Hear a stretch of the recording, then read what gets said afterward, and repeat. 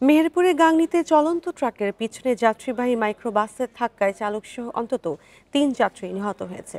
এই ঘটনায় আহত হয়েছে আরও 3 জন। হতাহতের সবাই মাইক্রোবাসের যাত্রী। মঙ্গলবার রাতে গাংনী হাসপাতাল থেকে রোগী নিয়ে কুষ্টিয়া যাওয়ার পথে এ দুর্ঘটনা ঘটে। পুলিশ ও স্থানীয়রা জানিয়েছে, অসুস্থ দাদি ও পরিবারের সদস্যদের নিয়ে কুষ্টিয়া মেডিকেল কলেজ হাসপাতালে যাচ্ছিলেন শাহিন হোসেন। পথে শকুরকান্দি এলাকায় চলন্ত ট্রাকের পিছনে ধাক্কা দেয় তাদের মাইক্রোবাস। এতে চালক সহ 6 যাত্রী আহত হয়। তাদেরকে উদ্ধার করে স্থানীয়রা কুষ্টিয়া মেডিকেল কলেজ হাসপাতালে নিয়ে গেলে চিকিৎসক এক নারীকে মৃত ঘোষণা করেন।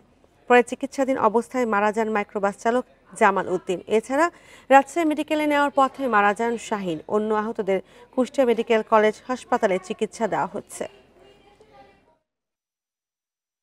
রোগীবাহিত মাইক্রো গাংনী থানাধীন শুকুরকান্দি নামক এলাকায় সড়ক দুর্ঘটনায় পতিত হয়। সেখানে বেশ কয়েকজন আহত হয়। তাদেরকে স্থানীয় জনগণ উদ্ধারপূর্বক তাৎক্ষণিকভাবে হাসপাতালে নিয়ে যায়। সেখানে 3 জন মৃত্যুবরণ করেছে।